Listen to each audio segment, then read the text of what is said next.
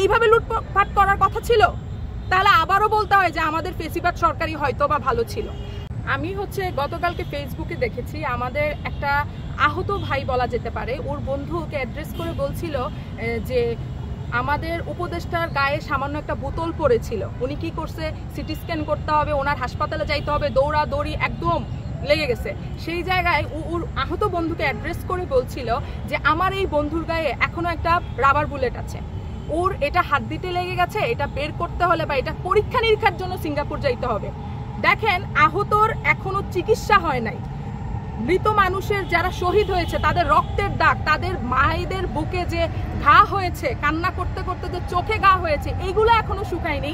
সেই জায়গা থেকে তেনারা কি করতেছে, আমাদের যে উপদেষ্টা সমন্বয়করা তারা কি করতেছে, দল গঠন করতেছে। একটা শহীদের মা ওই দিন এসে একটা প্রোগ্রামে কান্না করছিল আর বলছিল যে আমি সার্জিসকে 100টার উপরে কল করেছি। কেন সার্জিস, তুমি কি তোমার মায়ের 100টা কল ধরো না? তাহলে কি কথা ছিল না? তোমরা কি যে সান্ত্বনা দাও নাই যে শহীদদের মা মানে আমার মা? আমিও তো বলেছি শহীদদের মা মানে আমার মা। সেই জায়গা থেকে সার্জিস কি নিজের মায়ের কলটা পিক করে না? উনি কেন আমাদের শহীদদের মায়েদের কলটা ধরতেছে না? কেন আমাদের শহীদরা এখন পর্যন্ত সাহায্য পাচ্ছে না? আমাদের যারা আহত আছে তাদের এখনো চিকিৎসা হচ্ছে না। তাদের তো উন্নত চিকিৎসা করার কথা, আপনারা তাদেরকে 1 লক্ষ টাকা দিয়ে বিদায় করে দিতেছেন। এরপর ওই 1 লক্ষ টাকার মধ্যেও বাংলাদেশে দুর্নীতি আছে।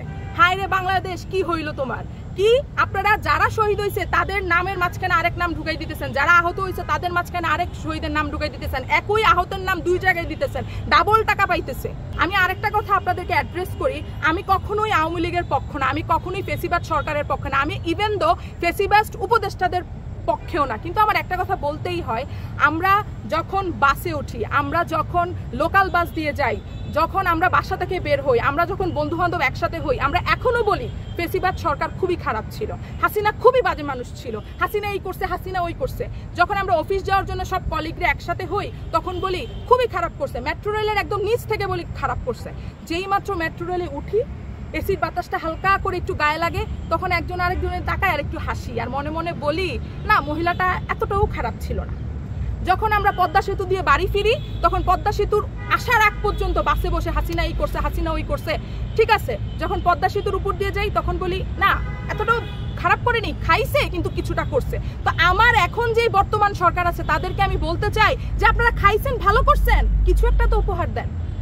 আপনাদেরকে তো আমরা আটকে রাখতে পারতেছি না, আপনাদের এত ক্ষমতা, আপনারা নিউজ ছড়াই দেন, আপনারা মানুষ গুম করে ফেলবেন, আপনারা সব কিছু করতে পারেন, আপনারা 104টা গাড়ি নিয়ে আপনারা টহল দেন, এলাকা পহরায় যান, সেই জায়গা থেকে আপনাদের এত ক্ষমতা, আপনারা খান, আমাদের দেশটারে কিছু তো দিয়া যান।